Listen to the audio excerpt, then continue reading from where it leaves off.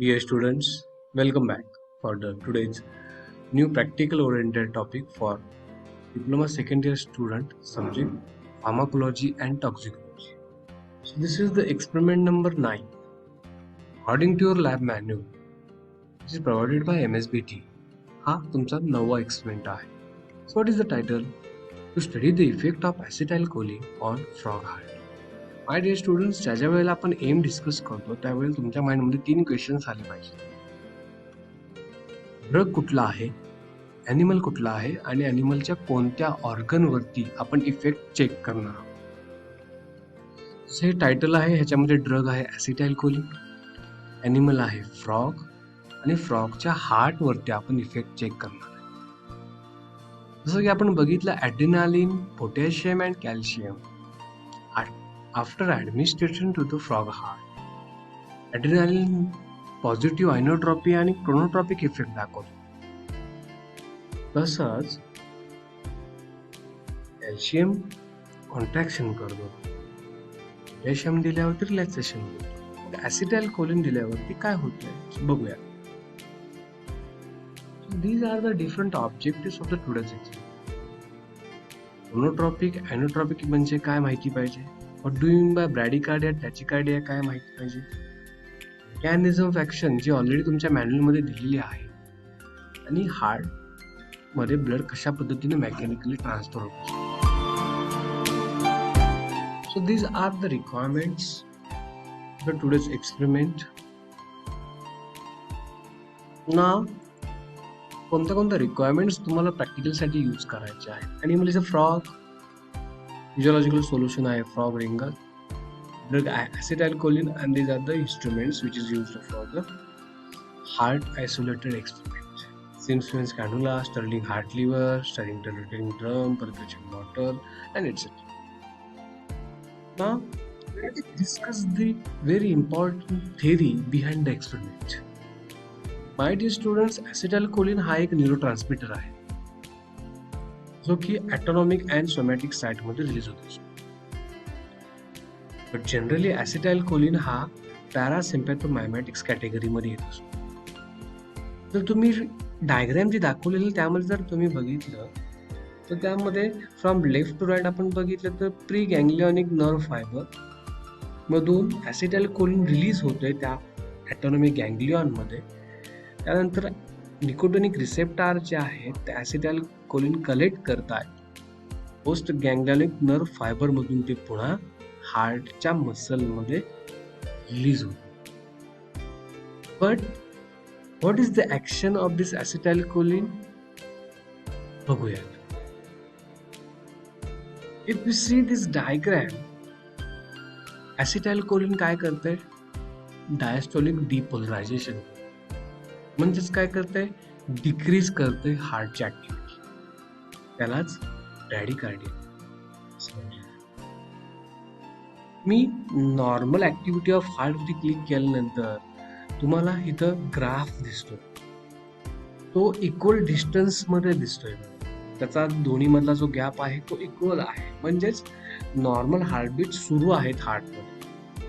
But ॲसिटाइलकोलिनचा dose ज्यावेळेस मी देतो त्यावेळेला तो गॅप दोन्ही बीट्स मधला वाढलेला दिसतो, म्हणजेच हार्ट रेट्स डिले झालेले आहेत, कमी झालेले आहेत.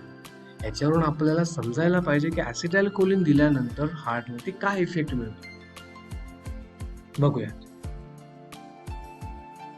ॲसिटाइलकोलिन is very very important for the decrease the heart rate and force of contraction. म्हणजे हार्ट रेट जर वाढले असतील तर ॲसिटाइलकोलिन आपण देऊ शकतो. बट ॲसिटाइलकोलिन हायपर पोलरायझेशन करतात, आणि हायपर पोलरायझेशन मध्ये काय होतं, पोटॅशियम चॅनल्स जे आहेत ते ओपन होतात आणि पोटॅशियम चॅनलची एंट्री वाढत राहते, आणि त्यामुळं काय होतं, हार्टचं कॉन्ट्रॅक्शन कमी होतं आणि हार्ट ऑटोमॅटिकली हार्ट रेट आणि फोर्स ऑफ कॉन्ट्रॅक्शन कमी करतं. बघूयात. हा जो नॉर्मल रिस्पॉन्स आहे, मी इथं ॲसिटाइलकोलिन इंजेक्ट करतोय.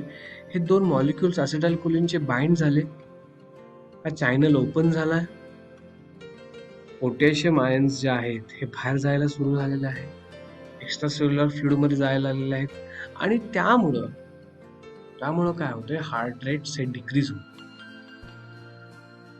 So now the next point is, but एक गोष्ट लक्षात ठेवा, ह्या दोन्ही डायग्राम्स, प्रिव्हियस जी डायग्राम जी होती ती तुमच्या मॅन्युअल मध्ये पण आहे आणि ही डायग्राम्स मध्ये तुम्हाला सिटी बेस्ड क्वेश्चन ज्यावेळेस तुम्ही एक्झाम मध्ये अटेम्प्ट करणार आहात त्यावेळेस तुम्हाला ते क्वेश्चन्स महत्वाचे आहेत. त्या लेबल्स विचारले जातात, त्यामुळे हेचा एक स्क्रीनशॉट काढता आला तर काढून ठेवा. It is very important. What is the procedure? Heart isolate केलेला आहे. आता हार्ट आयसोलेट केल्यानंतर आपण फर्स्ट टाइम त्याची नॉर्मल ऍक्टिव्हिटी चेक करत असतो, like this. So what is that indicates? That indicates the equal height and equal distance between the two beats. It means the normal activity of frog heart. Frog ची normal activity बघितल्यानंतर आपण कशावर ओळखणार की कुठला graph हा contraction मध्ये असतो आणि कुठला ग्राफ हा रिलॅक्सेशन मध्ये असतो. तर ह्या डायग्राम मध्ये त्यांनी एक्सप्लेन केलेलं आहे की इन्क्रीजेस डायरेक्शन मध्ये जो ग्राफ जातो तो असतो कॉन्ट्रॅक्शनचा आणि डाऊनवर्ड जो असतो तो रिलॅक्सेशनचा. म्हणजे लक्षात यायला पाहिजे की हार्ट रेट इन्क्रीज झाला याचा अर्थ कॉन्ट्रॅक्शन झालं, हार्ट रेट डिक्रीज झाला याचा अर्थ रिलॅक्सेशन झालं.